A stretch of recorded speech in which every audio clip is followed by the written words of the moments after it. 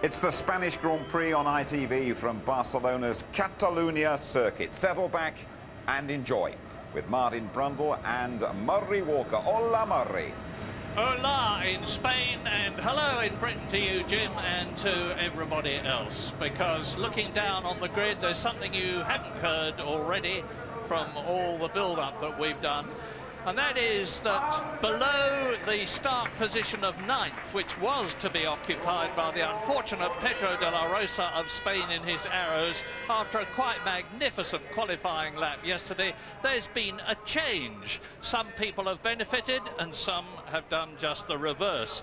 For instance, Eddie Irvine, who had qualified 10th, is now starting 9th, as a result of which he moves to the left-hand side of the grid, which is the clean side of the grid, or the cleaner side of the grid. On the other hand, the unfortunate Jenson Button, who had qualified 11th, now starts 10th, but he's had to switch over to the dirty side of the track, and so on.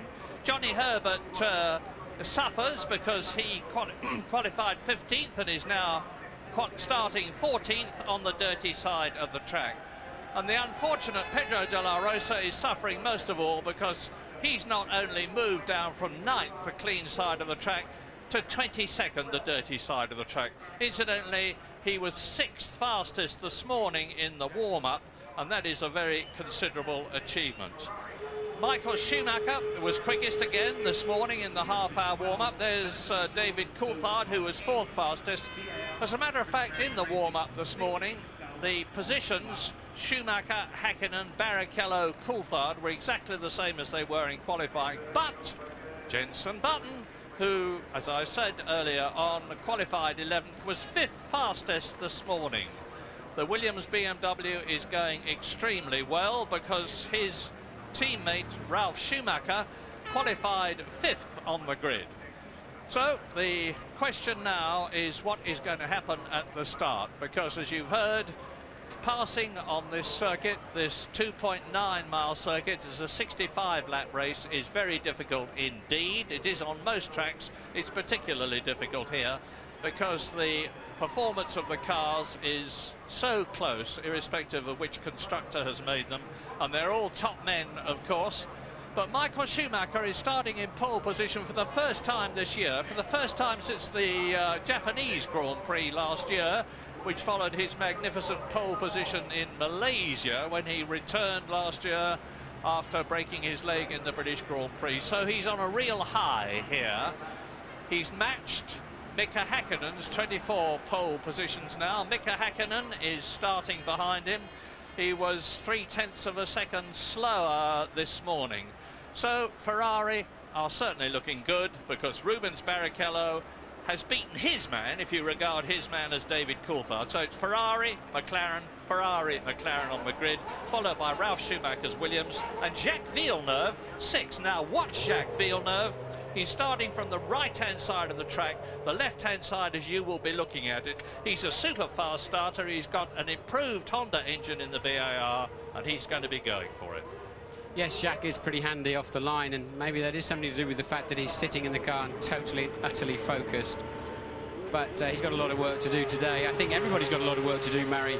I believe Michael Schumacher has got about 0.2 of a second per lap in hand over everybody else. If you look at the general trend through testing last week, free practice, qualifying, the warm-up this morning, Michael has got the edge around here. First time for a long time.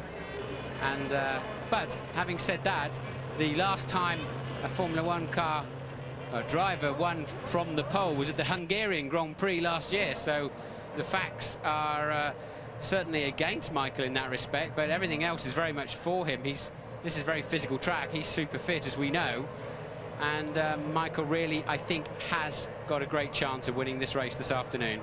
There we are. We're with David Coulthard now. Mika Häkkinen in front of him. Rubens Barrichello to the left.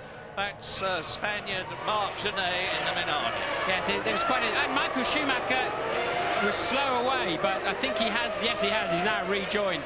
So I thought Schumacher was temporarily stuck on the grid there, Murray, but he did get away eventually. Yeah, and you are now, of course, for those of you who are remembering the British Grand Prix some years ago, when he passed several people after the start of the parade lap and was penalised, you are now allowed to regain your position on the formation lap, which is what they're on now, exiting turn 2. Now then, there's this long, you remember you've been round with Martin, a tremendously stirring exposition that was too. Around the long turn 3, this is turn 4, which leads down to the slowest part of the course, turn 5, it's about a 55-mile-an-hour corner on the apex.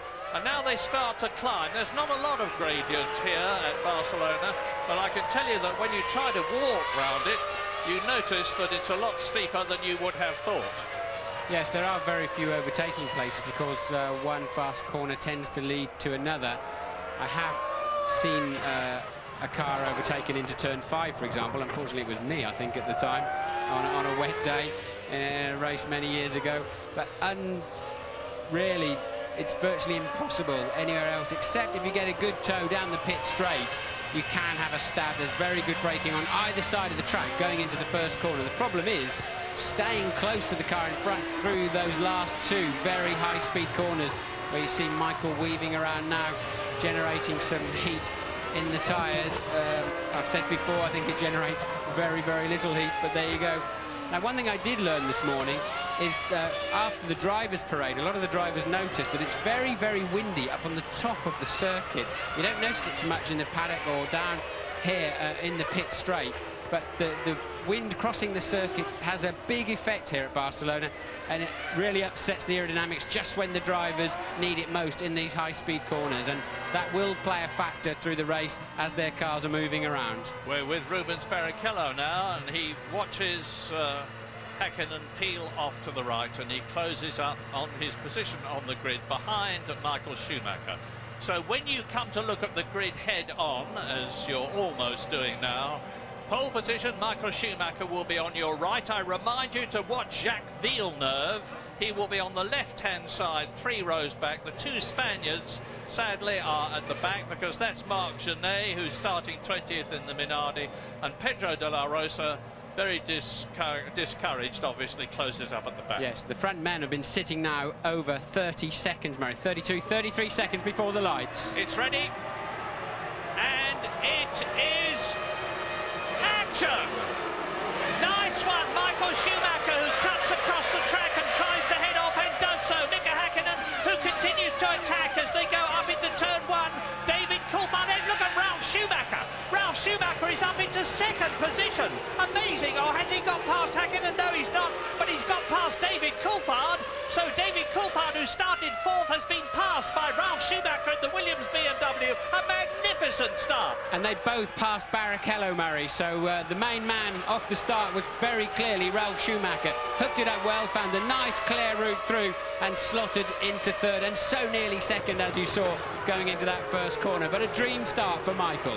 Yep, 7 years between the Schumacher brothers. Just imagine what Ralph's going to be like when he's got yet more experience under his belt, and already Pedro Diniz in the Sauber is out of the race into the gravel track. Hopefully there's not going to be a problem over keeping the race going, because Michael Schumacher is exactly where he wants to be. Started in pole position, got a magnificent start. He's ahead of his main rival, Mika Häkkinen, and Ralf Schumacher is in 3rd position ahead of David Coulthard, who is 4th. Rubens Barrichello, who started in 3rd position, is down to 5th place in the 2nd Ferrari, and that's a very unhappy situation for the Brazilian. Coming up to complete lap 1. And Jenson Button moving up into 9th place too. So big cheer from the crowd outside the commentary box here as Michael Schumacher goes over the start-finish line with a 1.1 second lead, as you can see, over Mika Häkkinen. And then the rest following closely. So Schumacher then up into turn 3, just what he needed with his strategy and the tyres he's running on that car, with some clear air in front of him. And Jenson Button in the top 10 with a vengeance, because he's in 9th position, having started 10th on the grid, qualified 11th. And bringing up the back of the field, Mazzacani in the Minardi, because Pedro Diniz has already retired. 22 started, 21 running, lap 2. Michael Schumacher leading at the end of the first lap by 1.1 seconds. And now, as far as Mika Häkkinen is concerned, he is at a major disadvantage. His car was slower than Schumacher's Ferrari all the way through practicing and qualifying. Schumacher is ahead of him. That will help Ross Brawn in the Ferrari pit lane, the man who defines the strategy. There's another one out. It is the Prost of Jean Alesi, the great French driver. Oh, and out goes another one. That is the arrows of De La Rosa. Well, what a dreadful Spanish Grand Prix it has been for him, because he also went off this morning in the warm-up, and this will be a meeting he will want to forget. So, 3 retirements. Diniz out, Alesi out, De La Rosa out. Michael Schumacher, fastest of all, of course, and he's increased his lead over Mika Häkkinen to 1.6 seconds as he goes into turn. Here, replay. Yes, here's the start.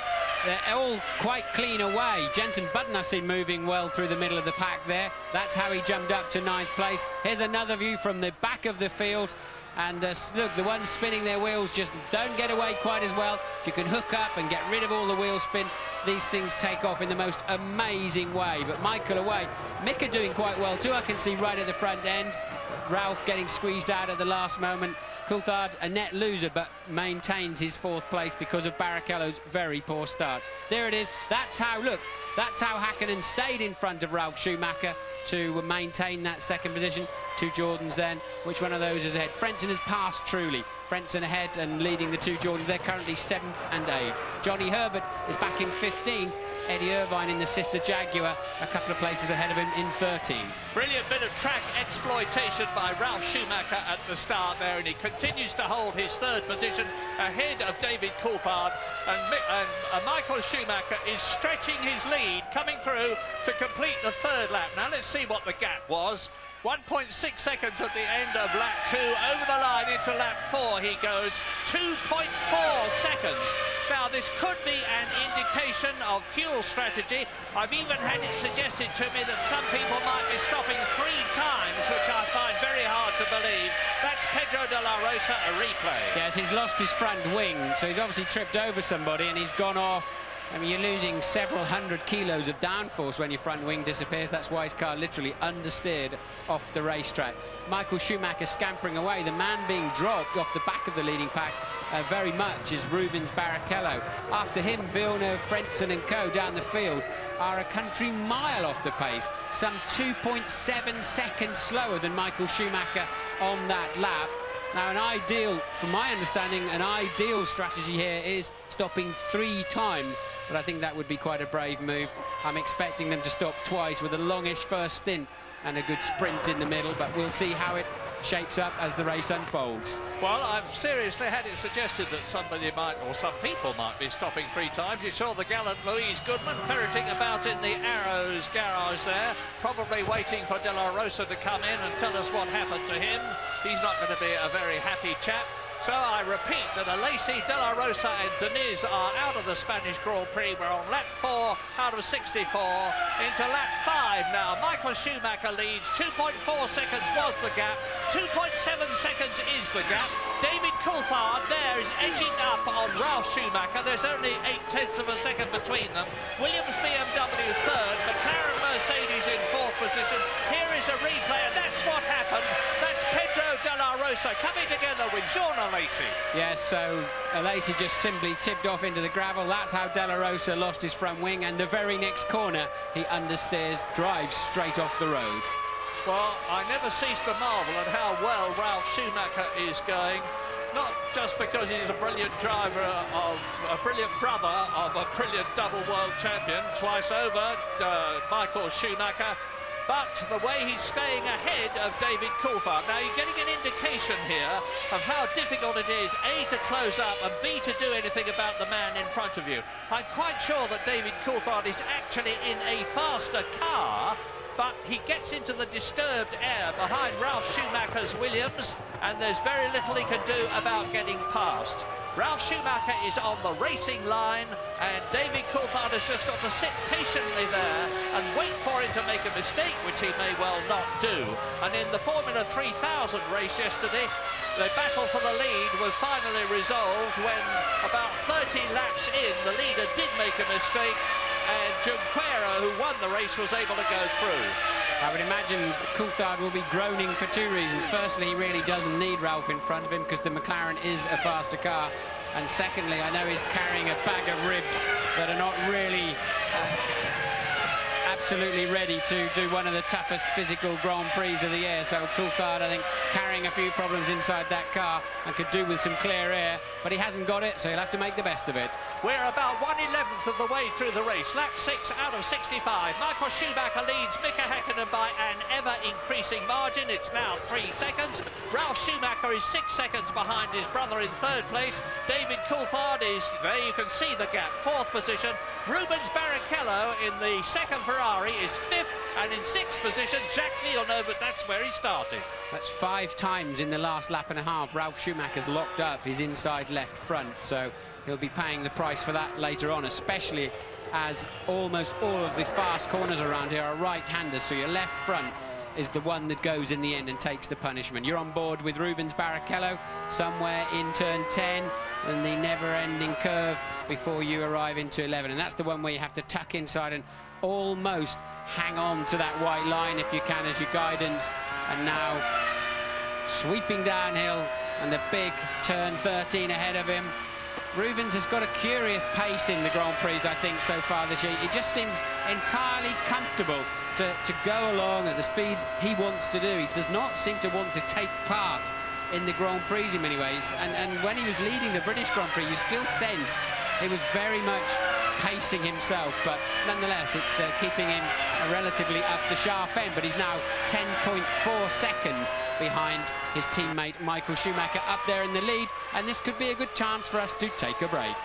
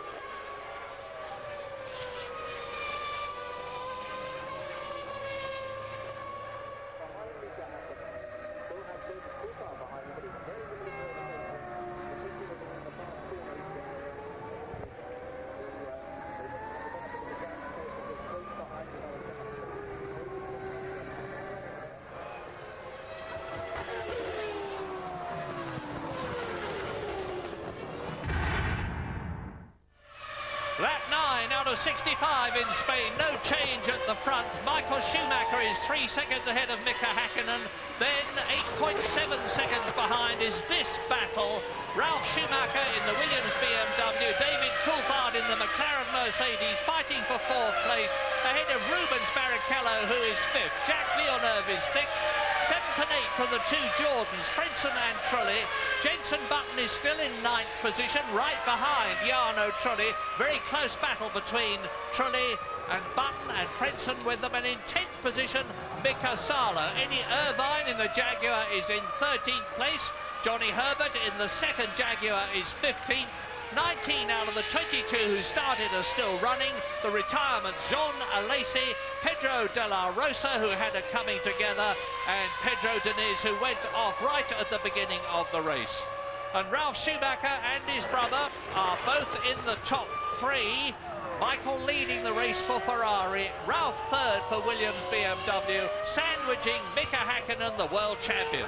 Yes, but the last 2 laps now, Mika Hakkinen has started edging back towards Michael Schumacher. He pegged the gap, now he's just creeping back at him. So let's be interesting. There's a 10th now. Michael's pulled a 10th back out on that lap. So it's pretty much even Stevens between the top 2. And then really 3/4 of a second per lap behind are Ralf Schumacher, Coulthard and Barrichello. And let's just remember the World Championship situation as we watch Rubens Barrichello in that 5th position chasing David Coulthard. Michael Schumacher is 20 points ahead of David Coulthard, the British Grand Prix winner. He's 22 points ahead of Mika Hakkinen, who's won the championship for the last 2 years. And in the Constructors' Championship, Ferrari have got a massive 17-point lead over McLaren, with the Williams team in an excellent 3rd position, which they certainly couldn't have expected with their new BMW engine when this season began. They're ahead of Jordan, who took 3rd place in the Constructors' Championship last year, and is sharing 4th with Benetton at the moment. So, lap 10 out of 65. Weather conditions continue to be excellent. The track temperature is creeping up. It started the race round about 23 degrees. It's gone up about 4 or 5 degrees since then. But I don't think that's going to be a great problem, although this Barcelona circuit is extremely tough on tyres. Bridgestone, who are supplying all the tyres here, brought 2 compounds here, a medium one and a soft one. Michael Schumacher is the odd man out at the present moment. He's on the harder compound. Everybody else in the race, except Jos Verstappen, because Pedro de la Rosa is out of it. The 2 arrows started on the harder compound, so there's just 2 on it at the moment. Michael Schumacher, who is leading the race, and Jos Verstappen, who is in 12th place. There's the battle for 3rd. It continues, and David Coulthard, try as he may, and he will be trying, cannot do anything about Ralf Schumacher in front of him. Ralf, his gap between him and his brother is now 10.3 seconds. It's a 2-car race for the lead. The 2 rivals, Michael Schumacher, twice a world champion, and Mika Hakkinen the same. 3.4 seconds between them, so the gap has extended a bit. Yes, Ralf locking his wheels really into almost every slow corner now, and that'll feed David Coulthard's sort of energy level, because there we're going, we're flicking back on. Look at the speed that Ralf Schumacher came. He started on the grid just behind Barrichello, who you're on board with. So you're currently running 5th in this Grand Prix, and the speed with which Ralf Schumacher hooked up that Williams was quite incredible off the line. Barrichello thinking better than going around the outside of Coulthard there. And the Ferrari mechanics, they know they've not got much to do to at least lap 20, I would imagine.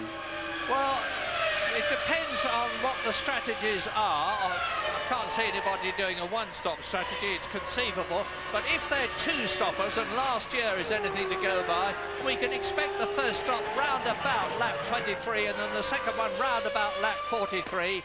On the other hand, if anybody is trying a 3-stop strategy, it's going to be in about 5 laps' time that the first stop happens. That's lap 16. And as you heard Martin say earlier on, and you've heard from James Allen, all these things are worked out on computer beforehand. All sorts of variables are fed into it, and they get answers about when they should come in for the fastest possible race time. three-stop strategy seems to be... Maybe James has got news on that. Well, I'm down in the McLaren garage, everything nice and easy, very relaxed, but I'm fascinated by this. Schumacher seemed to capitalise on that little lull that I talked about at the top of the show in the softer tyres of Häkkinen. But Häkkinen's managed his very, very well indeed. But there seems to be nothing in it between these two at all. I think they're both carrying a reasonable amount of fuel, and I agree with Martin. I think we're going to see a quite long first stint. It may even be as far as lap 24, possibly 25, before we see the first of these front runners making a stop. What was very interesting to me, guys, is about lap 4 or 5, they were doing laps in the 1:20, mid 1:24 bracket. Now they've dropped off about half a second. They seem to be just pacing each other, I think. What do you think? Well, I know that the fastest lap last year was about 1:25 to the nearest 10th. And the race times last year were a couple of seconds slower, 2 or 3 seconds slower than the qualifying times, which you'd expect, of course, because they got a lot less fuel in qualifying. The same sort of situation here. I mean, the leaders are lapping in about 1:25, but Mika Häkkinen has just closed the gap to under 3 seconds, to 2.7 seconds to be exact.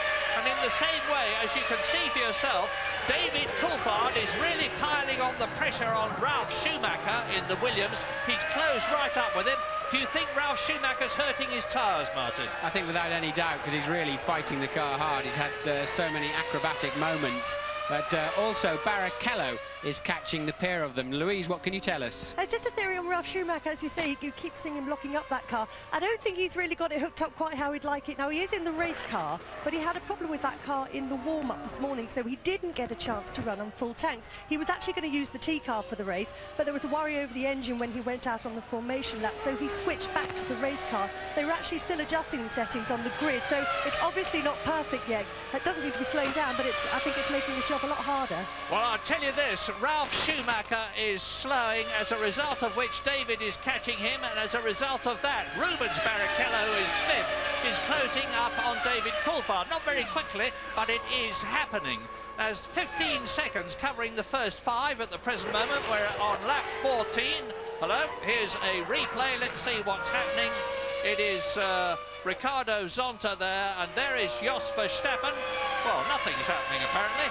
On they go then, Ralf Schumacher and David Coulthard.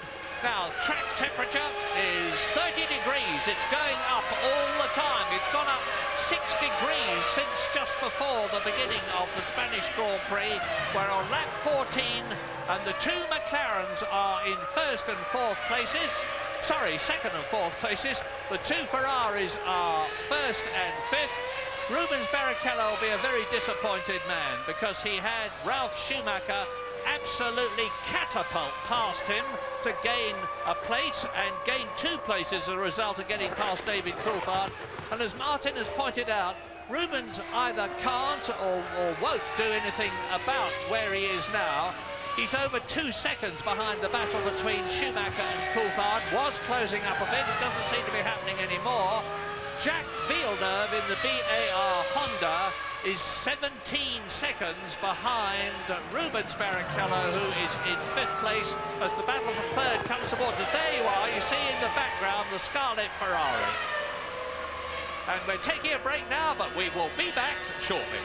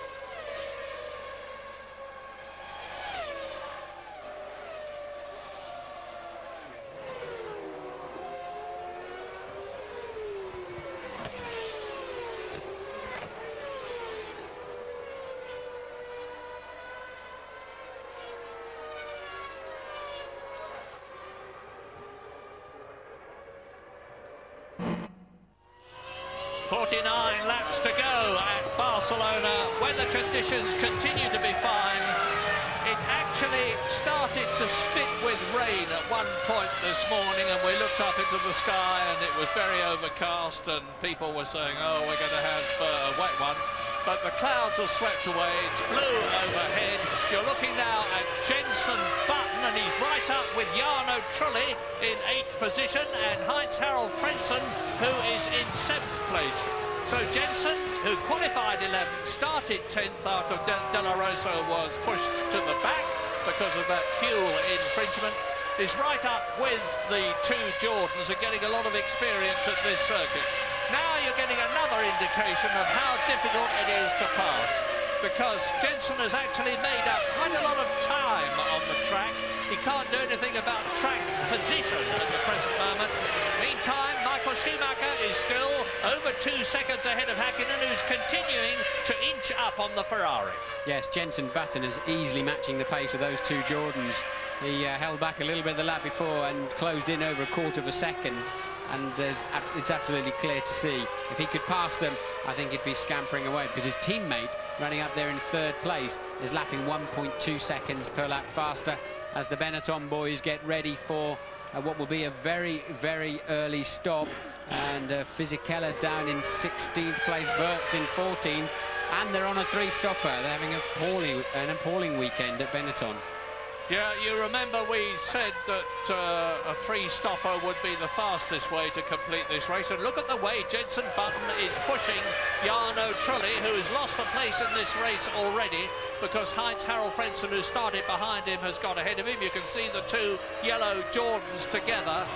Now, in Formula One this year, the top teams, of course, are Ferrari and McLaren and Jordan. That's the way they finished at the end of 1999. But this year, to everybody's great surprise, Williams are now the 3rd team. They're ahead of Jordan in the Constructors' Championship. And Jordan have had all sorts of problems with primarily the gearbox, which Mike Gascoigne, their technical director, reckons they have solved. Alex Wirtz comes in from 16th position. Now, Marc Genet has already stopped, unseen by us. Heidfeld has already stopped. Let's see how long it takes. Wheels off, wheels on, fuel in. And the Lollipop Man, and behind him is the sole remaining Prost of Nick Heidfeld, the German driver who's come in from 18th position. You can see out of the window, and now you can see them on screen, the Williams mechanics are ready too, so I suspect that could be good news for Coulthard in 4th if Ralph's got to come in. Bad news for Ralph. We'll see which one of them it is coming in. That's a shot of a Spanish-sponsored car going a bit sideways, so not too dramatic, really. There is a Jordan of Frentzen, and is it going slowly? I've got a feeling the Williams is ahead of that Jordan now. So, yeah, I think you're right, actually, but we'll soon see. Meantime, Michael Schumacher is carving his way round through the field. There he is, and Mika Häkkinen is now under 2 seconds behind the Ferrari as a result of a series of laps marginally quicker than the race leader. Button in the pits, it was Villeneuve I saw ahead of the Jordan, so Button in for a pit stop at the end of lap 18. Jenson Button in, you see the Williams mechanics swarming in the centre of your picture there, swarming around the Williams, and the time, 7.7 seconds. So he's come in on lap 18. Well, it's either an early 2-stopper or a slightly later 3-stopper. We'll have to work that one out, but meantime, Mika Häkkinen now has got past the Prost, which, of course, Michael Schumacher had already passed, and that will have eased out the gap. Now, we'll see, it was 1.9 seconds. It's now 1.7 seconds. There is Schumacher. Here is Häkkinen. Now we wait for Ralf Schumacher and David Coulthard with only 7/10 of a second between them, ahead of Rubens Barrichello 5th, and he's closing up on the Williams BMW and on the McLaren Mercedes. Jacques Villeneuve is still 6th. Yes, I saw the Williams mechanics stay out in the pit lane. I half expected Ralph to come in, but what the the chief mechanic just waved them back in, so they've all gone back into the garage again. So Williams obviously changing their tactics at the last moment and letting Ralph run a little bit further. Now, of course, Michael Schumacher in the lead. Even if Mika Häkkinen closes up on him, he's going to be a mighty, mighty difficult man to pass. This is Michael Schumacher's 131st Grand Prix. It's Mika Häkkinen's 133rd. Into the pits comes Johnny Herbert from 14th position in the Jaguar, 2 places behind his teammate Eddie Irvine. Little sip of milk for the Pussycat, a new set of tyres. Johnny Herbert really, again, not having a sparkling weekend. They had a job getting the fuel filler out, you saw there. Johnny away in a cloud of smoke. You know now that his pit limiter is on. His red rain light is flashing away at the rear, so that everybody knows when the drivers are using their pit speed limiter, so they don't use them on the track as traction control. And Johnny feeds back in and is about to be lapped. And is lapped, but gets out to the track ahead of the McLaren of Mika Häkkinen. So is Johnny Herbert going to be passed by Mika Häkkinen cleanly and quickly? Will he move over and let Häkkinen through? In which case it won't delay the fin. If he does, Mika Häkkinen is going to have a greater gap between him and Michael Schumacher. They're on lap 21, so we're just about at 1/3 distance at the present moment. Nobody in the top 10 has yet stopped for fuel and tyres. The highest man to have stopped is Johnny Herbert, who we've just seen in 13th position come in. He's lost that place, of course. Jenson Button has been in and is now in 14th place. And Michael Schumacher has increased the gap between himself and Mika Häkkinen, and it will be increasing yet further because he's ahead of Herbert. Dives into the dust cloud. Somebody's gone off. I think somebody's just put a wheel off the circuit into the dusty bit between the track and the grass. It's very hot and dry here. Well, Mika Häkkinen, although he's got to clear Johnny Herbert yet, who's now on fresh tyres, of course, and Mika Häkkinen has made a better job of getting through that traffic. The gap now down to just 2.1 seconds between first and second place. Johnny looking in his mirrors. He knows Mika's there because, yes, Johnny gently lifting the throttle. That's the best way to let somebody through without losing too much time yourself. So very correct there from Johnny Herbert. The waved blue flags were there for him anyway. You're allowed to pass 5 of those. If you don't yield in that time, you're given a stop and go penalty. Johnny all too aware of that, but Mika now leapfrogs him, and the gap remains at 2.1 seconds. Well, 2.0 seconds now, at the first sector time in the lap. There are very few more experienced people. A bit of puff of smoke from the back of Schumacher's Ferrari there. Very few more experienced drivers than Johnny Herbert. He's driven for Tyrrell and Benetton and Lotus and Ligier and Stewart, of course, last year, and now Jaguar. That's Villeneuve pitting. Villeneuve down the pit lane. I'm expecting also Eddie Irvine in on this lap. You see the Jaguar mechanics in the pit lane.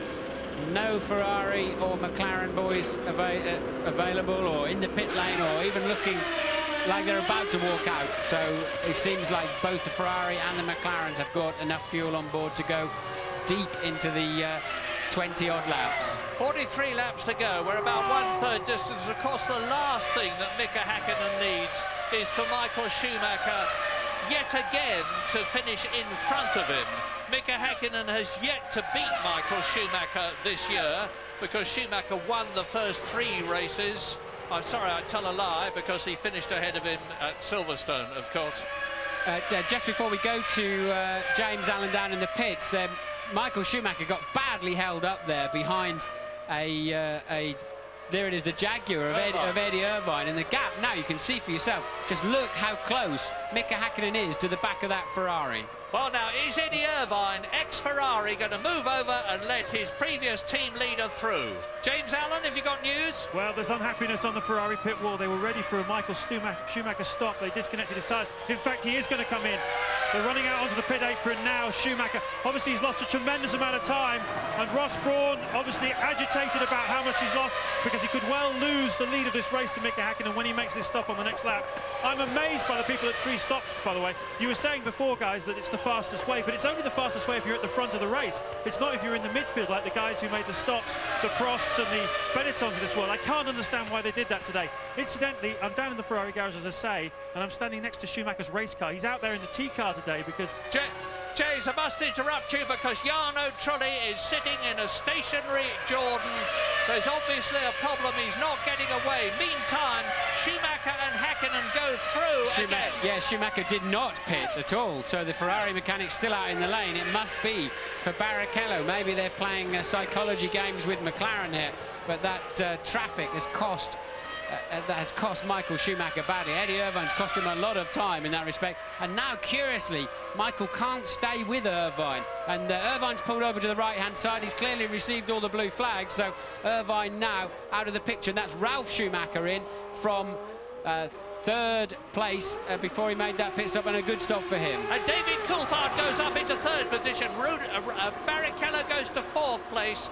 And Ralf Schumacher loses track position as he accelerates out of the pit lane. Michael Schumacher has now got Mika Häkkinen on lap 24 right behind him. You can see the gap for yourself.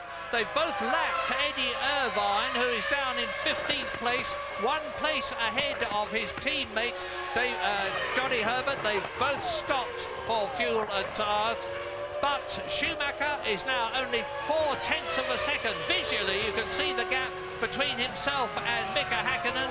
And as Martin has said, and James has said, he could very easily lose track position if the Ferrari mechanics fumble his stop in comparison with McLaren. And in comes Michael Schumacher. James. This is not at all what Ferrari had in mind. They've been very unhappy on the pit wall. I think they were ready for him last time by. In fact, they were. The tyres were out of their blankets.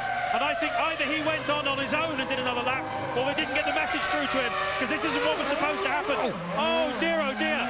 Did he hit the marshal? We saw him pull away. The fuel wasn't absolutely out, James. It seemed like the fuel hose wasn't out. Did he run over the marshal? I don't know about Marshall, but he's certainly he's hit something. It's a mechanic. He's hit one of the mechanics. The fuel hose wasn't disconnected. I think it's Nigel Stepney. It is Nigel Stepney, the refueler. He pulled him off his feet as he drove out. Meanwhile, the McLaren boys are ready, and they've just put a stop as well. Well, that just shows the pressure that's on Michael Schumacher as Nigel Stepney, the English chief mechanic at Ferrari, is helped away. I hope he's not badly hurt. Perhaps it's just a twisted ankle or something like that. But anyway, this will cause confusion and dismay in the Ferrari pit lane. And you can see they're bringing out tyres. Watch now. Look, they lifted the lollipop. They smashed the lollipop down, back on. Too busy getting underway. I think Coulthard had a very poor stop. Seemed to get away slowly too. So he won't be able to maximise on having a bit of clear air in front of him and get past Ralf Schumacher. Barrichello could be looking quite strong in all of this. Lap 26 then. Mika Häkkinen now leads the Spanish Grand Prix, and Michael Schumacher has just done the fastest first sector of this 3-sector lap. And oh dear, that is, if James was right, that's Nigel Stepney having his helmet removed. Obviously, he's getting medical attention. And here we go again. Now watch the refueling man. Look, he does the action. The lollipop went up. Michael understandably went. You can't see anything in your mirrors. And look at the lollipop coming back down right in front of Michael Schumacher's visor there. But he just carries on. Well, it's we mustn't. James, news? Yeah, it's sad, I'm afraid. Nigel Stepney, it is, in fact, who's the chief mechanic and the refueler. I think he's may well have broken his leg. They're just checking it at the moment. An amazing effort by the, obviously, substitute refueler. They only had a lap and a half for him to change the helmet, and basically, obviously, he will practice in case this would happen. But he did a great job for Rubens Barrichello. A slight hesitation getting the thing off, but a fantastic piece of teamwork there by Ferrari. But they're really on the rack here, boys. No criticism is due to anybody. Everybody is under the most intense pressure at a pit stop.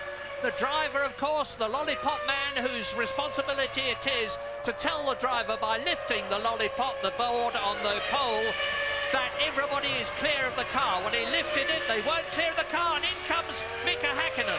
Now, this could decide the race. Michael Schumacher took 1.3 seconds. Are you there, James? Yes, I am, Murray, and of course they've got a little bit to play with now. There's a lot of uncertainty and edginess. Very neat and tidy stop so far by McLaren. Quite a bit of fuel went in there. 7.8. No, it's a two-stopper. He'll come in again mid-40s. Well, now, where is Michael Schumacher as Mika Häkkinen trundles down the pit lane at a mandatory 80 kilometres an hour, fires the gun and away he goes, and there goes the Ferrari. Now, yes, you see, ironically, Murray, I don't think it cost Michael any time. It obviously caused some damage to the mechanic, but Michael was away. And I have to say, from what I've seen so far, it was the lollipop man's fault. Absolutely no question about it, because he did not see that the nozzle was clear of Schumacher's car. Schumacher, in a trigger reaction to that lollipop going up, has gone. He'll wonder what on earth it was doing, flapping around in front of him as he pulled away. I can't really say that I blame Michael for getting away, but then he didn't hesitate, he just went. And I have to say the lollipop man has been a bit overkeen. Of course, we know how intense these pit stops are, Murray. We know races have been won and lost now for some time, and it's all getting a little over-anxious. Well, you can see how close it is now, because Schumacher and Häkkinen have both had their stop, where on lap 27, Häkkinen is being held up momentarily by the Minardi, who moves over and lets him through, and there's a changed steering wheel for Jos Verstappen in the arrows, because all the electrical contacts which govern the hydraulics and so many other things are on that steering wheel, and Louise Goodman is with Jacques Villeneuve. Yeah, that's right. Whilst it's all been happening in the pit lane, Jacques has gone out of the race. Jacques, what was the problem? I don't know, the throttle stopped working, and right away the car caught fire at the same time, so maybe a hydraulic leak, I don't know. Thanks. Well, a very resigned sounding Jacques Villeneuve. I said yesterday and I'll say again today that the rumours are increasing as Nigel Stepney is removed on the stretcher from the circuit for medical attention in the superb medical centre here. But now Schumacher is 1.7 seconds ahead of Mika Häkkinen. Ralf Schumacher is still in third position, having stopped. Rubens Barrichello is up into fourth place, ahead of David Coulthard. So David Coulthard, they've all stopped now at least once, and David Coulthard has lost track position. He's down to fifth. Yes, as I said, I thought Barrichello was going to gain through all of that. He had a good pit stop. Coulthard seemed to have a long pit stop, 11.6 seconds, and slow away to measure. So Ralf Schumacher maintains his third. Barrichello leapfrogged Coulthard. Salo now pitting from sixth place. That's going to leave Button in seventh. So Jenson Button has leapfrogged Heinz-Harald Frentzen too in the only Jordan. Truly, we saw him in the pits having some kind of problem finding neutral and being able to draw away. He's back down there in 14th place. That leaves the two Jaguars of Irvine and Herbert 12th and 13th. And Michael Schumacher goes through as Mika Häkkinen increases speed. He's just done the fastest lap of the race, 1 minute 24.4, compared with last year 1:24.9, which was Michael Schumacher. The cars are faster this year, no doubt about that, but it's slower, of course, than Fisichella's all-time lap record, 1997 in the Jordan. Now, yes, riding with Barrichello here. Now he's the one putting pressure on Ralf Schumacher. But amazingly, I didn't see any traffic in front of the two leaders. And Mika Häkkinen a clear 9/10 of a second faster than Michael Schumacher on that previous lap when he did the new fastest lap of the race. But you can see how close Barrichello's getting there in turn 4 to Ralf.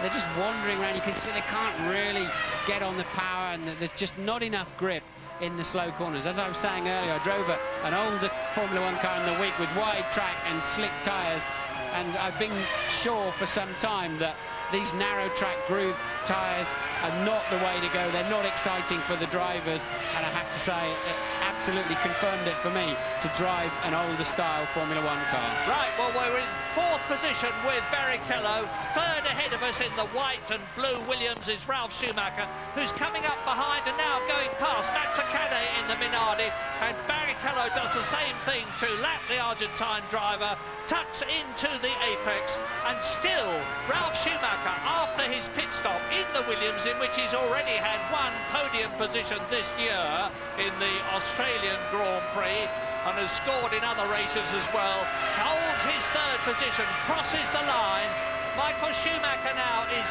getting towards half distance in the lead, and here is the battle.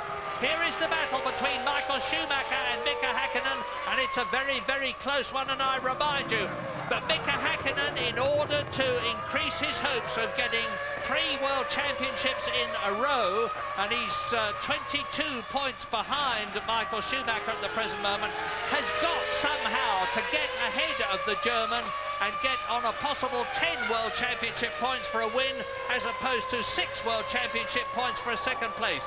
Now Schumacher is coming up to Nick Heidfeld in the Prost, who is in 5th position. And if Heidfeld doesn't see him and move over, then there he is, you see. And Häkkinen is going to be swarming all over Michael Schumacher's gearbox. Well, he's nearly there now. Coming out of the right-hander, accelerating away. Attack, attack, attack, a maximum attack, as Mika Häkkinen himself says. Through to complete the lap. Now, this is where Michael Schumacher can close right up on, but I do not think get past Nick Heidfeld. Heidfeld should lift, but he hasn't done, has he? He's going to make Michael work for it. Now he lifts. Will he tuck in front of Häkkinen? No, he sees Häkkinen coming too. So often people lift, they don't know there's a second or third car behind and can chop across your nose, and Häkkinen was necessarily cautious there. Michael Schumacher just slightly getting the better of that. The gap was 0.6 of a second as they went over the line. I wonder if we'll see a split part the way through the lap, but anyway, we can see the gap for ourselves as they have that small downhill braking into turn 5. And on lap 31 out of 65, both Williams BMWs are in the points, because Jenson Button is ahead of Heinz-Harald Frenzen's Jordan and is in 6th position. Ralf Schumacher is 3rd, Jenson Button is in 6th position, and you're watching the 2 top men of the day. Michael Schumacher, twice a world champion, Mika Häkkinen, twice a world champion, fighting for the lead in Spain with half the race still to go. In 3rd position, Ralf Schumacher ahead of Rubens Barrichello, who seemingly can do nothing about the Williams BMW ahead of him, notwithstanding the fact that he's in a works Ferrari. 5th position is David Coulthard, who's tucked up right behind Barrichello's rear wing. In 6th position is Jenson Button, 5 seconds ahead of Frentzen, who is 6 seconds ahead of Salo in 8th position. 9th is Zonta, 10th is Wurz. Well, the lap times are all over the place, Murray. We saw Häkkinen do a 24.4 in some clear air, clearly with a fresh set of boots on just after his pit stop, but now they're in the late 25s again. As James pointed out earlier in the race, the pace is slightly curious. Maybe a good time to take a break. Be back shortly.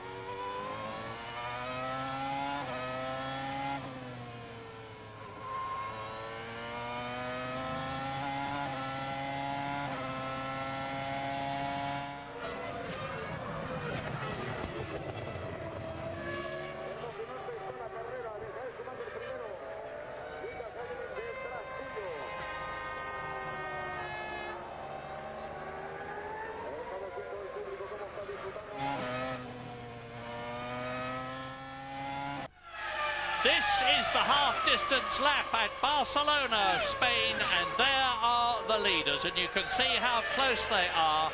Michael Schumacher leading Mika Häkkinen. They are 17 seconds ahead of Ralf Schumacher, who is continuing to stave off Rubens Barrichello's Ferrari in 4th position.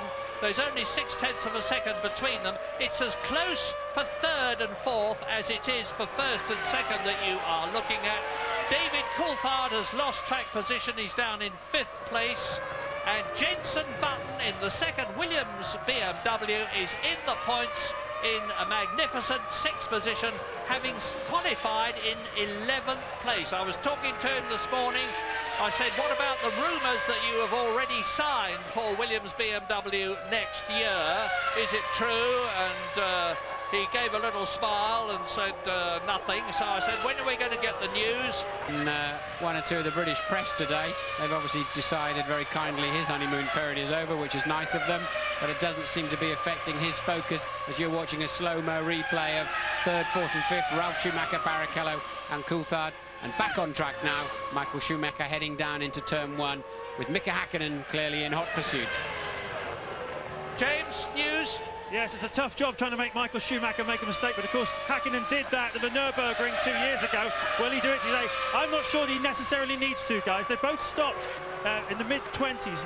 Schumacher stopped lap 24, Häkkinen lap 26. They took on more or less exactly the same amount of fuel, which is good enough for 17 laps. But means I reckon that Schumacher's going to come in again on lap 41 with Häkkinen 43. That gives him 2 laps to win this motor race because he'll put the hammer down and try and build up enough of an advantage on that 2nd stop to get out in front. It's going to be absolutely fantastic. And between now and lap 41, there are 7 laps of this nose-to-tail battle between the McLaren of Mika Häkkinen, the Ferrari of Michael Schumacher. And what Häkkinen will not know, and maybe even Michael Schumacher actually, is that Michael's got effectively a different crew to normal to refuel that car when it comes in. They're going to be slightly tentative as Michael hurtles towards them. They're the first pit as well. You can see your own car coming in, 160, 170 miles an hour, as he slams the brakes on to get down to 80 k's, 50 miles an hour before he approaches the pit garage, and they are very much the first people in the pit lane, and they'll be very, very nervous when Michael comes in for this stop. Well, we know that Michael Schumacher was conserving tyres during the practice and qualifying periods.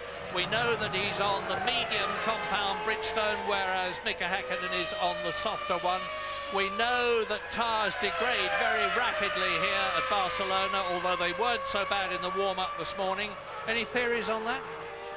I think it's nip and tuck between all of these tyres, and has been for some races now. I think they're choosing the tyres based on balance of getting the sliding of the front and the rear of the car more balanced up, more equal, if you like. And I think that's the decision the data they're basing their decision on, and I don't think it will affect them too much as the Grand Prix unfolds. Well, just look at this. This is the battle for 3rd, 4th, 5th. And it's the Williams BMW, the Ferrari, and the McLaren Mercedes. We ride with Rubens Barrichello, 4th position, chasing Ralf Schumacher. The magnificent Ralf Schumacher, who again, as he did on his first set of tyres, locks up the left front. It doesn't seem to be slowing him or distressing him at all. He's staying ahead. I said yesterday that it's worth repeating that this is a first-generation BMW engine on their return to Formula One. And I was talking to Dr. Mario Tyson, who is the technical chief at Munich yesterday, and he was telling me that they've got a 2nd generation, a smaller, lighter engine, like the Mercedes, like the Honda, like the Ferrari, in the pipeline. I doubt that it'll be out this year, but they're doing jolly well on the existing one, because look at Ralf Schumacher, if anything, increasing the gap over himself and Rubens Barrichello. Well, good news from down in the pit lane. Nigel Stepney has nothing broken. That's the Ferrari chief mechanic, who was pretty much walloped as Michael Schumacher came out of the pits. We saw him being carted off to hospital. He has nothing broken. I know that Nigel is a fanatical fitness man. He goes skiing all through the winter. He lives in Italy, of course, and he goes skiing all through the winter because you have to be mighty fit to handle that very, very heavy fuel hose. He's the chief mechanic. He regards it, and rightly so, as an enormously responsible job, and he takes that responsibility himself. and in order to handle it, he keeps as fit as he possibly can. And you can see now the Ferrari closing up on Jarno Trulli, who is in 14th position as Schumacher, Barrichello, David Coulthard, 5th position, Williams, Ferrari, McLaren battle for 3rd place, and Mika Häkkinen continues to circulate behind Michael Schumacher, 7/10 of a second behind him at the present moment on lap 37 out of 65. Fastest lap so far, Mika Häkkinen, 1:24.47, which is faster than Michael Schumacher's fastest lap last year, but slower, of course, than Fisichella's 97-lap record.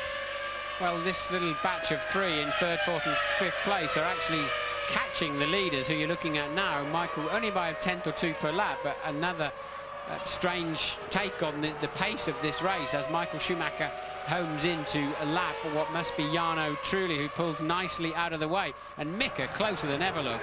Yeah, you've just got to take your opportunity, because Mika would have seen, just as Michael Schumacher could see, that the Ferrari was closing up on, and he's having another look here, closing up on the Jordan, and he would have said to himself, this could be my opportunity if Michael Schumacher delays a second. I remember that fantastic passing move when Nigel Mansell in the Ferrari took the lead in Hungary from Ayrton Senna's McLaren, and it could have been a similar situation there. He'll slide into the side. He would have slid right into the side of that Ferrari. Lap 38 and 17 are still running. Retirements in order. Pedro Diniz out first. Alesi and De La Rosa came together and retired. As far as I know, they're perfectly all right. Jacques Villeneuve, you heard from Louise Goodman, has retired probably because of a hydraulics problem, having started 6th. That's Alexander Wurz leading the pits. Jos Verstappen is out of the race, so both the Arrows that were actually the fastest cars on the track yesterday in terms of all-out speed, De La Rosa the fastest and Verstappen the second, are both sadly out of the Spanish Grand Prix. 17th last and lapped Marc Genet. Bazzicane has been lapped, Heidfeld has been lapped, Jarno Trulli has been lapped. Now Johnny Herbert is the last driver on the track not to have been, and he's in 13th position, just behind his teammate Eddie Irvine, who is 12th. And there is Johnny Herbert as I speak in the Jaguar, and coming up behind him, soon to lap him, Schumacher and Häkkinen. Now watch as Schumacher brakes. He submarines and goes down slightly in the car, and all the drivers do that. Just gives you an idea of the energy that's going on. Instead, if you watch that as they come into the big braking areas, you'll notice their crash helmet sinks down slightly into the cockpit as their body is literally submarining under 3.5 or 4G deceleration. They're both driving a magnificent race. Mika Häkkinen is applying the pressure remorselessly. Michael Schumacher is resisting it remorselessly. Completes his 39th lap, goes into his 40th lap, as into the pit lane comes Johnny Herbert for his second pit stop. The Jaguar mechanics swarm around the car. Off come the front and rear wheels. On goes the fuel filler. And that red board you see going down onto the side pod is to prevent any petrol vapor getting through onto the exhaust system, and in comes David Coulthard from 5th position. I think there's probably a smart move by McLaren for Coulthard there, because he was clearly losing time tucked up behind Barrichello, who was chasing Ralf Schumacher, and that may give him, they've calculated that should put him out into some clear air with a bit of luck, although I've just seen 2 cars going past, that may give Coulthard a chance to leapfrog Ralf and Rubens. Yeah, I think it was a Jordan and the Minardi, so it was couldn't spot which ones it was, but there we are, out, and here come the leaders, Schumacher and Häkkinen, and they're on their 40th lap. There are still 25 laps to go in this race, which is going to be so crucial for the World Championship, because if Michael Schumacher can finish ahead of Häkkinen and increase his championship lead by another 4 points, it's going to be mighty depressing at minimum for McLaren. Yes, I noticed that as Coulthard rejoined the track, Jenson Button was coming along, the 6th place man, so clearly McLaren waited until they could be sure Coulthard wouldn't lose track position to Jenson Button, and then board him in. But Ferrari mechanics tentatively ready, and I wonder which one of them is coming, and we're assuming it must be Michael coming in first. But actually we're hearing it's Barrichello, they're getting held up slightly in the coming into the pits there. So Ferrari have reacted to Coulthard's pit stop in the McLaren, and so look, is that Ralf Schumacher who's in the pits? I just saw the Williams very quickly, but that's a very bad pit stop for Barrichello, and I'm pretty sure it's going to cost him his position, and that David Coulthard will regain 4th position. No, I don't think he will. Coulthard's gone past. Actually, yeah, there's Coulthard. How will they come out? Look, it's absolutely touch and go. Go on, David, down the outside, and Ralf is going to have to defend the inside, and does so brilliantly. Ralf Schumacher, very aware of this, but he didn't make it. Coulthard went around the outside. That was a brilliant awareness by Ralf Schumacher, but he couldn't just make the difference, and that has popped Coulthard up into 3rd place. So David Coulthard gains not 1 but 2 places. He goes from 5th to 4th to 3rd as quickly as you can say it. Rubens Barrichello is down in 5th position with the Williams BMW in front of him. Well, the Ferrari and Williams pit stop was a direct reaction as Michael Schumacher comes in for his 2nd run. James? They're both in, guys. Oh, your heart has to go out to Andrea Vaccari, the new stand-in fuel man. If he makes a mistake of this, he'll lose the race, and he has not in. He's made a mistake. The hose is not properly yet. Hakkinen goes, he leads the motor race, and Vaccari's blown it for Ferrari. What a tragedy for him. What cruel luck for Ferrari and for the new refueler. He will be in an agony over that. You can't really blame him. This is the first time he's done it under the colossal stress of race conditions. But there goes Mika Hakkinen rejoining the track, followed by Eddie Irvine, followed by Johnny Herbert.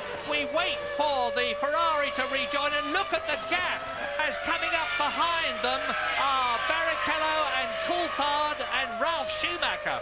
So it's cost Ferrari and Michael Schumacher dear, and Mika Hakkinen is leading and looking very good to win the Spanish Grand Prix and his first victory of the year 2000. Here he is.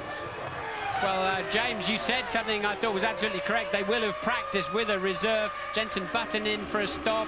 Looks a reasonably long one, 9.2. Not too bad, but probably a second and a half longer than it should have been. But you said, James, I'm sure they've practiced with a spare refueler. But if they have, he certainly wasn't ready for the job when it mattered most. And Mika Hakkinen comes up behind the Benetton, and it's Alexander Wurz, who is in 13th position.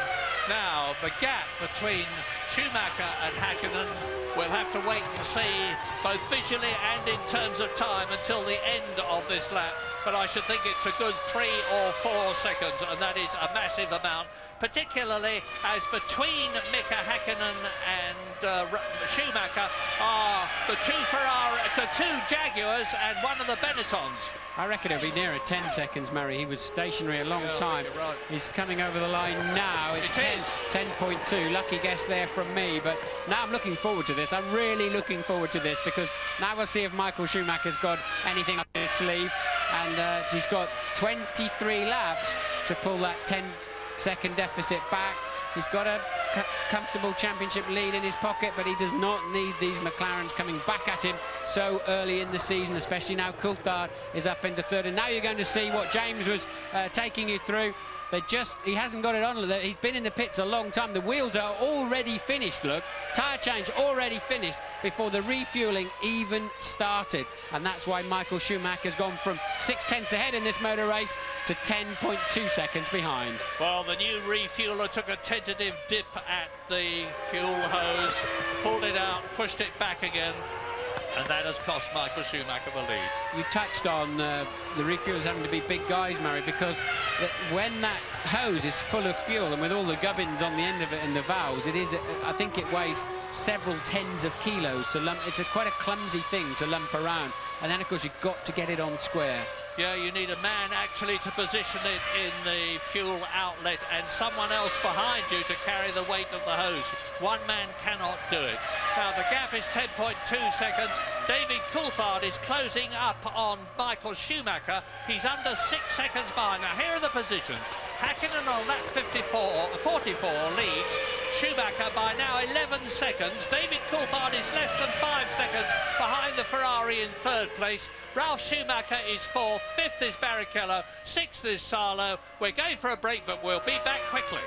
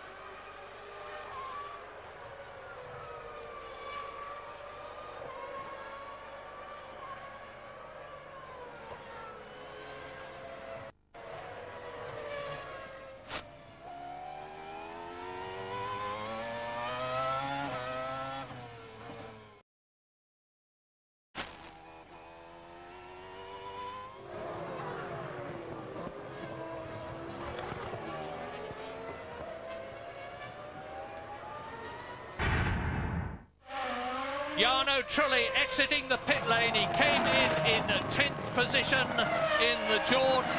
His teammate Heinz-Harald Frentzen is in 9th position. It's not a happy race for Jordan. It's not a very happy race for Ferrari at the present moment, because Michael Schumacher, who had led and who you are looking at now, is now nearly 14 seconds behind Mika Häkkinen and losing ground to David Coulthard, who's within 2 seconds of the Ferrari. Has Michael Schumacher got a problem? And Rubens Barrichello is in 5th position in the second Ferrari. You see Coulthard there homing in. He took 1.8 seconds out of Michael Schumacher on the last lap alone. So I don't know whether Michael was a bit dispirited after all of the dramas of the afternoon. Both pit stops have been a disaster, as you've seen for yourself. And Coulthard now with a second win, homing in. Now he's managed to clear the Schumacher-Barrichello fight. He's lapping 1 to 1.5 seconds a lap faster than that.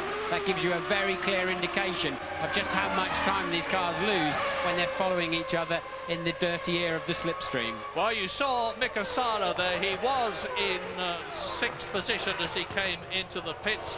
And now look at David Coulthard. When the cameraman pulls back a bit, you'll see the McLaren right behind the Ferrari. There it is. This is the battle for second position now. Mika Häkkinen is well and truly on his way. Nearly 14 seconds on lap 47 out of 65 ahead of the Ferrari.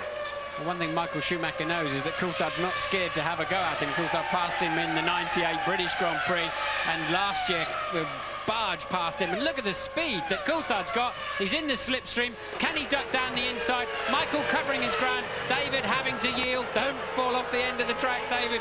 But Michael wrestling that Ferrari through turn 2. And well, you won't go around there, David. But Michael now really, and David at least knows when he gets anywhere near the slipstream, a little bit earlier on the pit straight, he can take a good run down the inside of Michael Schumacher. A lot of brake dust coming out of the back of Schumacher's car. And, well, he's really carrying that Ferrari at the moment, isn't he? Well, they're coming up behind Jarno Trulli, who's 14th, Johnny Herbert, who is 13th, Eddie Irvine, who is in 12th position in the second Jaguar. There's a lot of traffic ahead of them. This could be David Coulthard's opportunity to nip past Michael Schumacher if Michael gets it wrong in terms of lapping the 3 cars in front of him. But Michael Schumacher will know that just as well as David Coulthard does. And if there was any question of David... Totally ready for the straight. I believe Schumacher's lost a lot of straight line speed. Something's happened in Schumacher's car that's hampering him even between turns 9 and 10. Coulthard was homing in on him down the straight, so if he gets in the slipstream, it's so difficult to stay close behind in that corner. Now, is he close enough? I believe he is, to have a serious go at the end. If there he coming in the slipstream, look, oh, Schumacher's heading towards the corner. David can only just make it when he gets there. Can he get around the outside? Yes, he can. Fabulous move by David Coulthard, who passes Michael Schumacher on the outside. Not on the inside, on the outside of the corner. Now that certainly indicates to me that Michael Schumacher has got some sort of a problem. David Coulthard, a magnificent passing manoeuvre. Here it is again. Watch him as Michael Schumacher looks in his mirror to the right, moves across to the right. David Coulthard moves to the left and just drives straight round the Ferrari, as he did to Barrichello in the British Grand Prix at Silverstone. Well, Michael's very aware that you can only move across the track once. He told us in an interview just today, didn't he, earlier on in the show, and that for the second consecutive race, Coulthard sweeps around the outside of a Ferrari, but I believe that particular Ferrari is limping a little. Well, to keep the World Championship alive, this is what was needed in Formula One. McLaren fighting back magnificently, and now they are not only first, but they're second as well on a maximum 16 World Championship points in the Constructors' Contest, with 10 for Mika Häkkinen, 6 for David Coulthard, if they stay where they are now, lap 49 out of 65. Yes, anybody following Ralf Schumacher today will have streaming eyes from all the burning tyre rubber smoke coming back towards them. Ralf, his tyres must look like 50-pence pieces when they take them off at the pit stops, but they're still neck and neck. Ralf Schumacher and Barrichello, they're just 0.6 of a second apart. They've gone over the line, back in 4th and 5th, and Coulthard now 20.6 seconds behind leader Häkkinen, and he's still got 15, 17 laps left to be having a go at that gap too. Coulthard seeming to have a car that's working very well on this third set of tyres. Yes, because don't think that just because Mika Häkkinen has won the World Championship twice in the last 2 years, that this means to say that he has precedence over David Coulthard in the McLaren team. They have equal conditions, and David Coulthard will want to win this Spanish Grand Prix as he won at Silverstone, just as much as Mika Häkkinen does. Perhaps even more after the dreadful happenings that David Coulthard has already had this week. He's totally focused on this race. You can see that if anything, he's mildly, very mildly, stretching his lead as we ride with Michael Schumacher, third place. Have a look at this, Murray. The next man behind Michael is now his brother, just 4.3 seconds back and gaining at 2 seconds per lap. So Michael has, I'm sure, got some kind of problem, and he's now falling back into the hole there. There's Ralph. I can't see Michael down the road, but well, but right past behind him, Ralph is the second Ferrari of Rubens Barrichello. So we've got Michael Schumacher Ferrari third, being caught by his brother. Mazzacane, as you see, getting a 10-second penalty, but he's already in 16th position and a lap down. It's not going to affect the race at all. But Rubens Barrichello now is forcing as hard as he can. He can't feel particularly happy about this Spanish Grand Prix so far, because Barrichello started third on the grid. there's Michael, Murray, just ahead of them. Look, yes, Michael Schumacher now. He was 2.7 seconds ahead only as they crossed the start-finish line, and now he can't be much more than, what, just over a second, so clearly limping along. Yeah, he's obviously got a problem. Of course, you can only hypothesise. We don't know whether whether the tyres have gone off, which is pretty unlikely, or whether he's got a gearbox problem or something to do with the engine. I don't think he's unsettled after the fuel filling problems he's had. It's got to be a car problem. I think he's down on power, to be honest. I suspect that's his problem. Either he's missing, he could be missing again, just his brother to help his teammate. Well, is this tyres, Martin? Because there goes Michael Schumacher again from 5th position. Well, on goes a new set of boots. He's going to be lucky to finish in the points at the present moment. Well, Jenson Button is back in 6th position. So a very happy race for Williams, because now both their cars are in the top 6, although Ralf Schumacher is down from 3rd, which he held for so long, to 4th as a result of that fantastic battle we've just seen between himself, Barrichello, and Michael Schumacher, which was resolved in the favour of Rubens Barrichello, who's shot up to 3rd position in the Ferrari. Now, his lap times are slower than those of both Häkkinen and Coulthard. Certainly not been the case through those 3 corners, as Michael gives as hard a time as he can to that Williams of Ralf Schumacher. Look, now he's going to hold him out. He comes in. Producer, because he has to decide what pictures you're going to see, and he certainly chose the right ones there with those replays, as Bob McMurray in the McLaren pit smiles at the way things are going, as well he might do, because his man Mika Häkkinen is leading, his man David Coulthard is second. McLaren Mercedes are first and second in the Spanish Grand Prix, looking good for 16 points. We're on lap 52, 13 laps to go. Barrichello is slower than both the men ahead of him. It's looking good for McLaren. Well, what'll be interesting to see next is, can Jenson Button start homing in on Michael Schumacher? He's currently 11.7 seconds behind him. Michael down to 5th place, Button in 6th in the BMW Williams. And can he now start attacking the man who's currently leading the World Championship, who's about to get a bit of a dent in his points lead? Yeah, right, we're going to take a break, but rejoin us for the rest of the Spanish Grand Prix when we're back.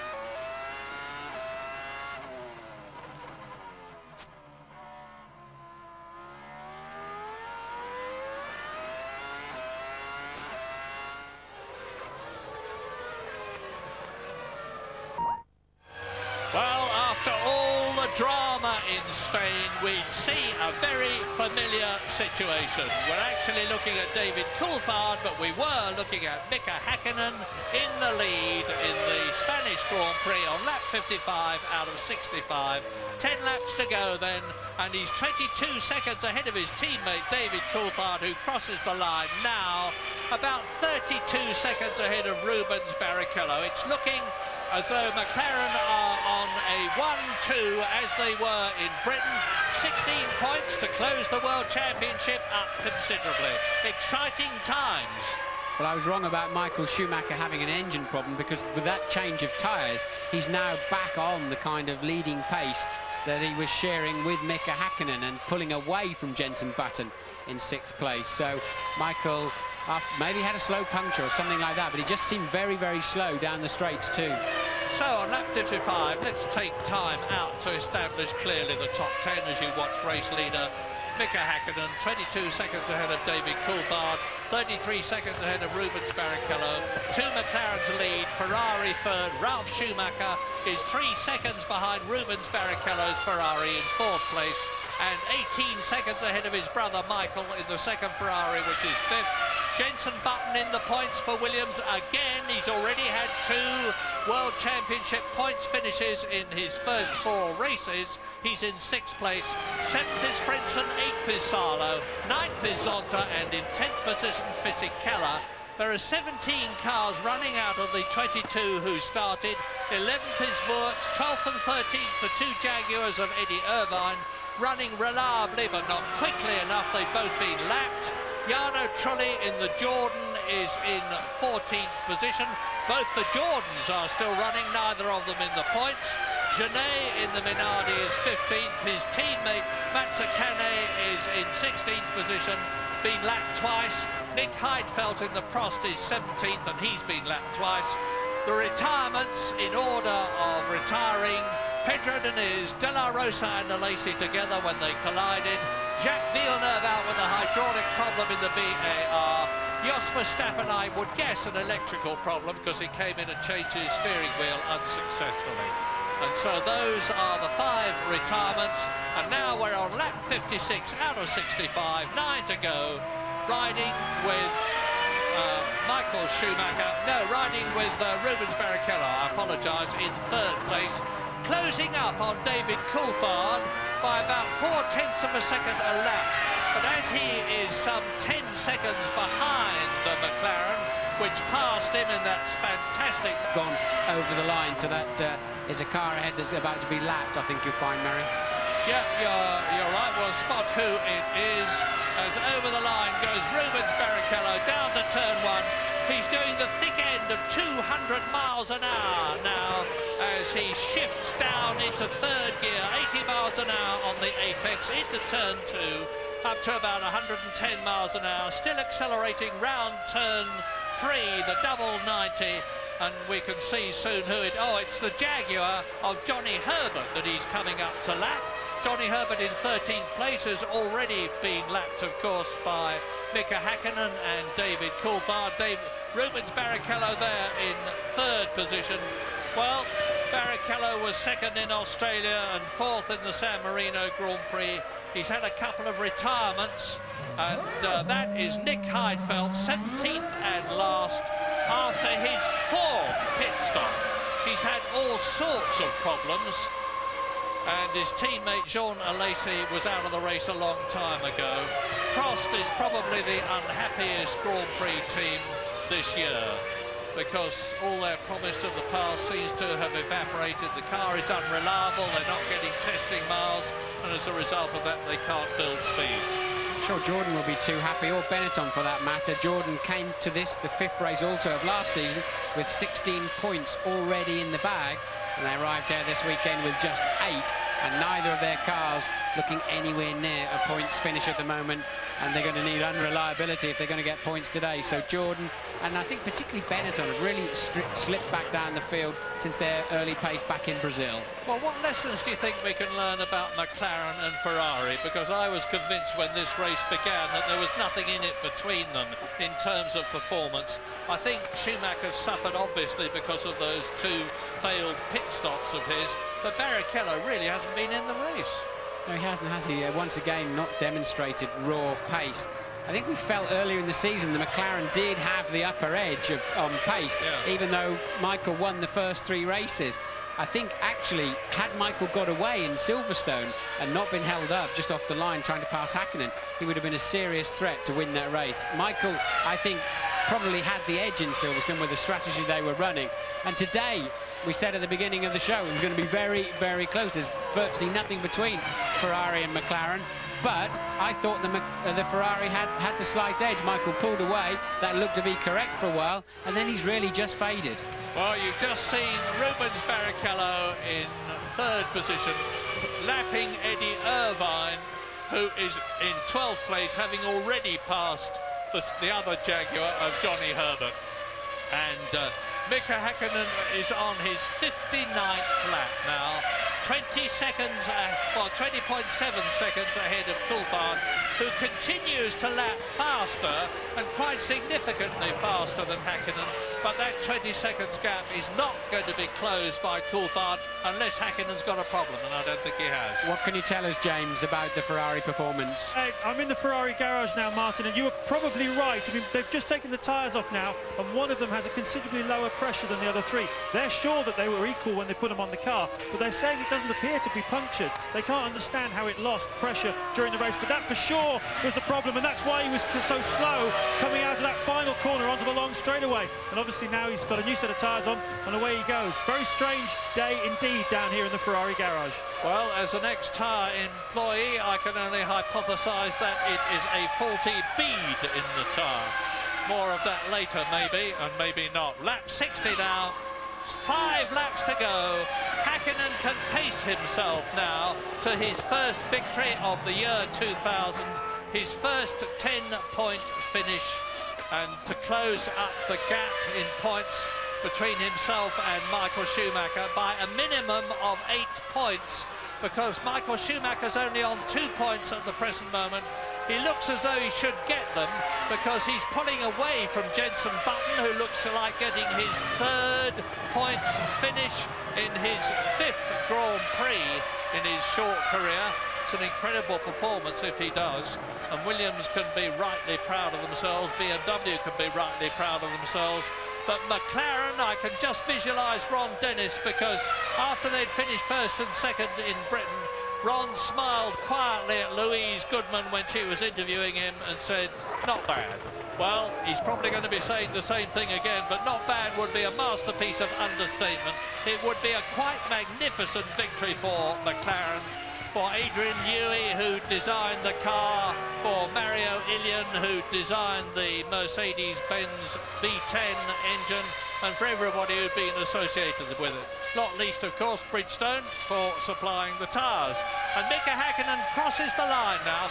He's on his 61st lap now. 5 laps to go.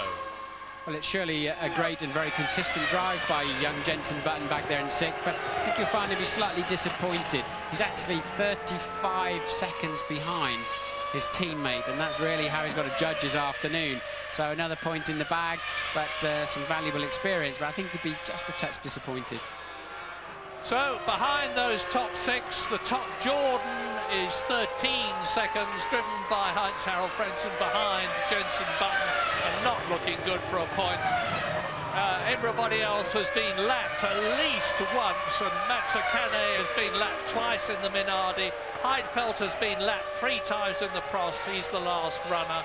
Everybody else has been lapped once. Into the pits comes Johnny Herbert from that lowly 14th position, 2 places behind Eddie Irvine. Well, hopefully Jaguar have now got reliability. What they have to build, and they know it as well as I do, is speed.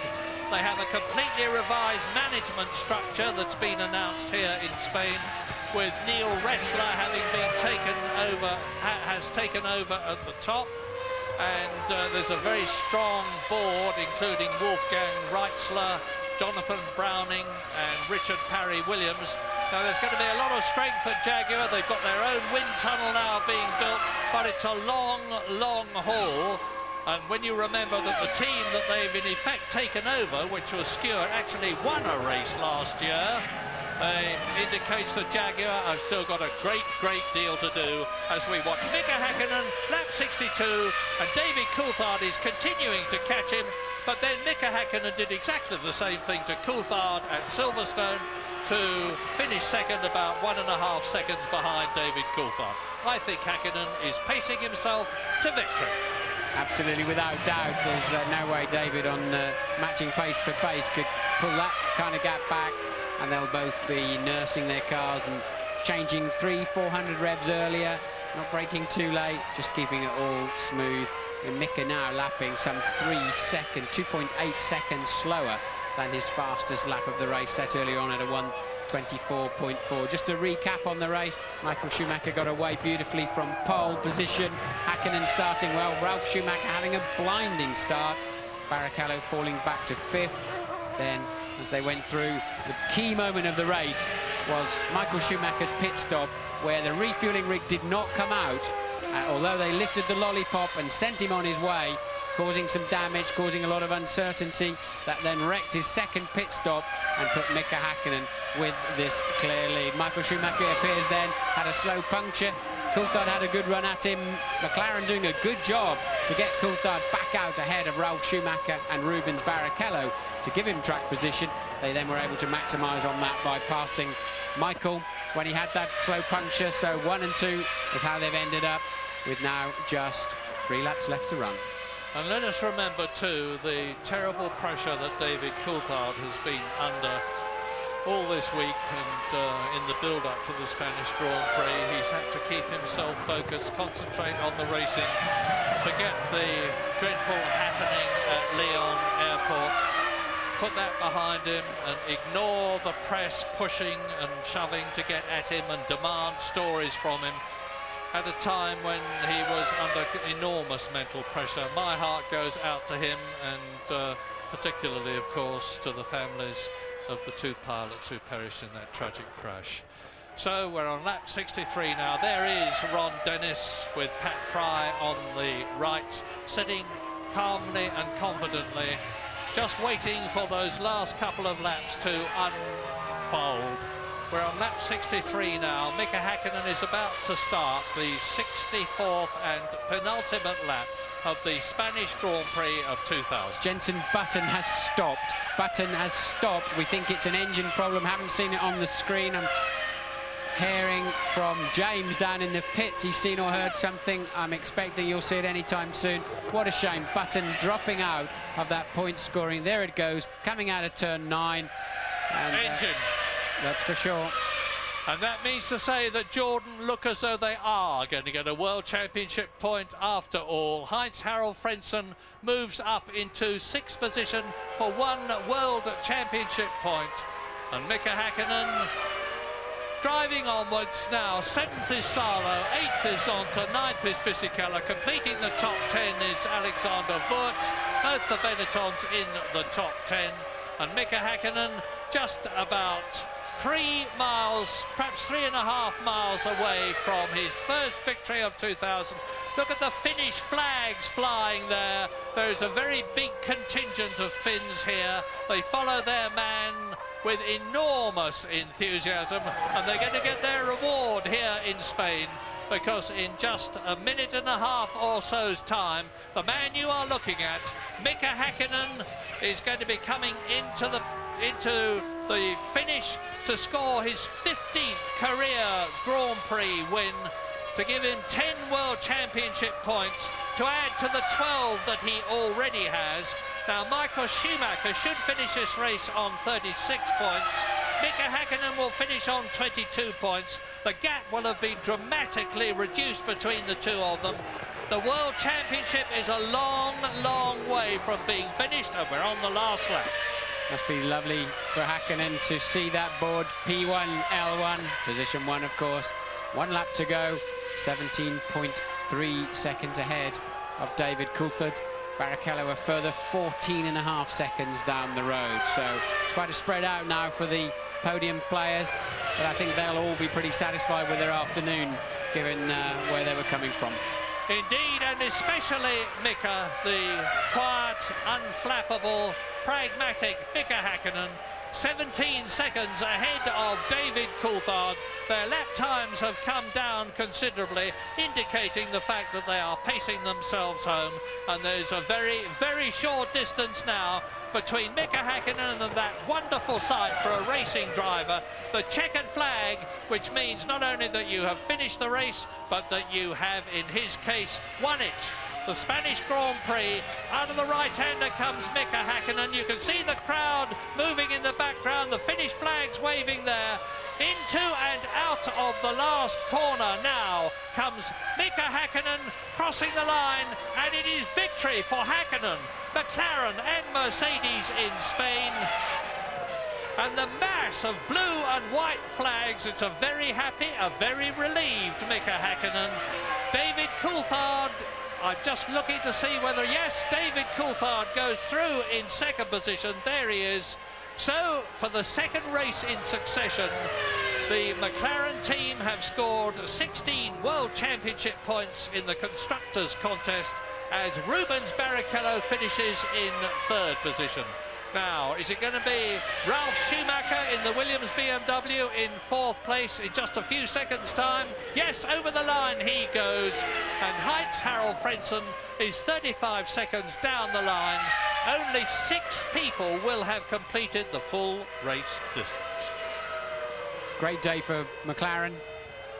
Many people here expected the Ferrari to have the edge and possibly even scamper off into the distance today. But it didn't happen, and it tightens the championship up very nicely for us, the fans. And certainly any ideas that this would all be over by July or August this year with a whitewash by Michael Schumacher is firmly out of the window now. I think, Murray, we're in for quite a tight championship yet again. Indeed we are. And you saw an overjoyed Mario Ilian there, who'd had engine problems in the Australian and Brazilian Grand Prix to put right. Ferrari won those 2 races very convincingly. But now, in the Drivers' Championship, Mika Häkkinen is up into second place ahead of David Coulthard and 14 points behind Michael Schumacher, and 2 points ahead of David Coulthard. Rubens Barrichello, who started this race equal fourth in the championship, is now just 1 point in fourth place ahead of Ralf Schumacher, and Fisichella well down in sixth position. Now McLaren are only 7 points behind Ferrari in the Constructors' Championship. The World Championship of 2000, which at one time looked as though it was going to be a Michael Schumacher and Ferrari benefit, is proving, thanks to a couple of brilliant races from McLaren and Mercedes, to be quite the opposite. I'd love to be in the room when the 2 Schumacher brothers get together. They do tend to get together just after the race and going and have a drink at a certain place in the paddock. And it's going to be a very interesting conversation, because if Michael didn't intend to wrestle his brother out like that, and I think he probably did, then he certainly made a bad error and cost his brother a place. So they're going to have an interesting conversation one way or the other. Thumbs up from Mika Häkkinen all the way around the track. He's obviously absolutely overjoyed inside the cockpit there, and with every good reason. Touring home, the flags flying. Well, I said before that sometimes the Spanish Grand Prix, and particularly last year, has been processional, anything but this year.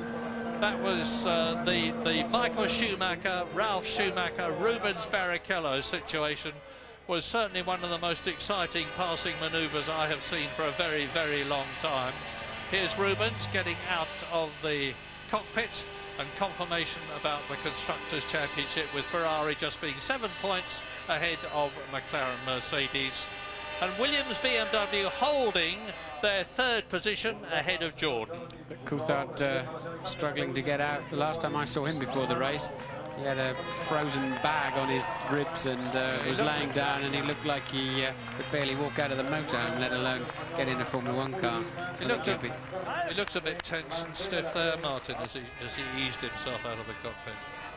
In comes Mika. Now, when he gets up onto that podium, are we going to see him replicate the Michael Schumacher jump? I don't think so. Both David Coulthard and Mika Häkkinen are pretty conservative chaps on the podium, and they're both up there again for the second race in succession. Only one Ferrari driver. But once again, Williams, BMW have got one of their cars. It looked as though it was going to be both of them in the points. So the pole sitter has still yet to win a race since the last Hungarian Grand Prix in August of 1999. Absolutely so. Congratulations to myself. I'm delighted, says Mika Häkkinen, as Ron Dennis and Jürgen Hubbard from Mercedes-Benz congratulate him. I don't know what Ron's saying to him. Ron will be filling Mika in on certain events that Mika may not be aware of earlier on in the race. And Ron likes to keep the corporate stuff under control, and I think that's the right thing to do. Mika's going to go up onto the podium. The next thing is he's in the press conference and then the unilateral TV. So any little bit of information he can gather between getting out of his crash helmet and facing the world press is very, very useful. That's Norbert Haug, who is the Mercedes-Benz competition boss, who is quite rightly congratulating him. Now they go into the scrutineering area to be weighed, something that we've seen many times in the past. It is a formality. There won't be any problem with Mika Häkkinen's weight, and there won't be any problem about his combined weight with the car being under the permitted lowest level. There's always so many Finnish flags in the crowd. I don't know whether anybody lives in Finland anymore. They seem to be scattered around all the places we go to for Grand Prix. I think a lot of the fans actually buy flags irrespective of their nationality, of the nationality of their hero. I remember at Imola, I went up to 3 Union Jack wrapped chaps after Nigel Mansell had won a race and said, that wasn't bad, was it? And they said, okay. They were all Italians. Very good.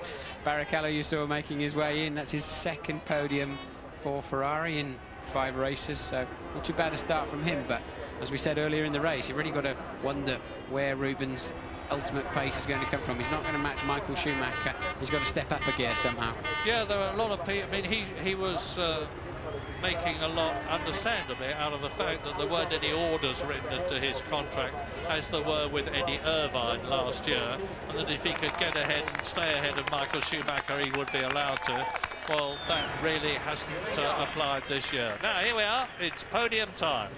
Eddie Irvine did his fastest lap of the race as he went over the start-finish line to complete the race, which always upsets the bosses because they think you weren't trying hard enough earlier on. So it's very unusual to see that. We've got a green sector up here on our computers showing us that Irvine, who was down in 11th place, Herbert in 13th place, Button out of the race, of course, with the engine problem, but Eddie Irvine doing his best lap right at the end. So while we wait for them to come onto the podium, and I'll interrupt myself when they do, victory for Häkkinen, 2nd Coulthard, 3rd Barrichello, 4th Ralf Schumacher, 5th Michael Schumacher, 6th Heinz-Harald Frentzen, 7th Mika Salo, 8th Ricardo Zonta, 9th Fisichella, 10th Wurz, 11th Eddie Irvine, 12th Trulli, 13th Herbert, 14th Genet, 15th Mazzacane, 16th Heidfeld. That's Adrian Newey in the cap, the man who designed the victorious McLaren Mercedes. And obviously very happy indeed with Didier Cotton in the background, who is Mika Häkkinen's manager. On to the podium, Rubens Barrichello. Top step, Mika Häkkinen. 2nd step, David Coulthard. 3rd step, Rubens Barrichello. The winning trio in Spain. The Finnish national anthem.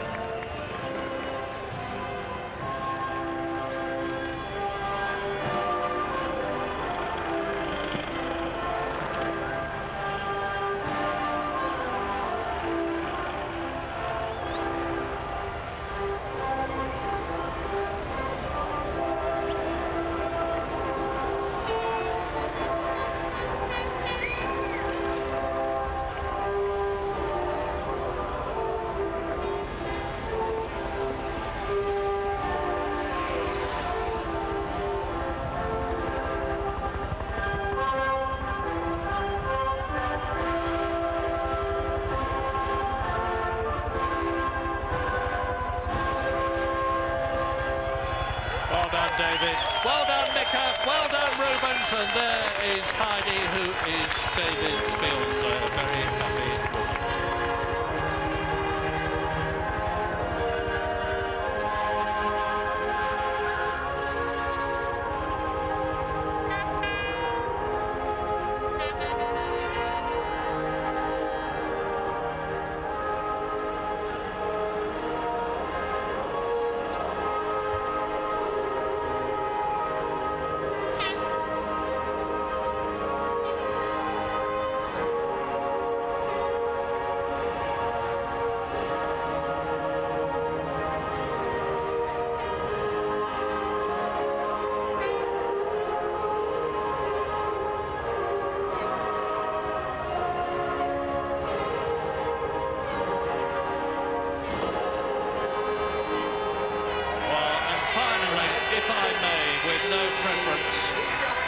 A very special mention for the courage of David Coulthard. He drove a magnificent race to finish second to his teammate Mika Häkkinen, who now receives the winner's trophy. It's the president of Catalonia, in which, of course, Barcelona is situated, and this excellent circuit where they do so much testing. A replica of a modern Formula One steering wheel. And David Coulthard gets a similar one soon, but the boss of the Olympics, Juan Samaranch, gives the Constructors' Trophy to Jürgen Hubbard of Mercedes-Benz, as David receives his trophy, and then Rubens Barrichello. So, a convincing and magnificent win for McLaren and Mercedes-Benz, who have defeated the might of Ferrari here in Spain fairly and squarely. Michael Schumacher retains the lead in the World Championship, but by a dramatically reduced margin as the champagne flows between Mika Häkkinen and Rubens Barrichello. Congratulations all round from Mika. David quietly steps away and keeps out of it, and you can understand why. So, there you go. It's great in Spain. McLaren, who've never been away, are right knocking on the door of Ferrari.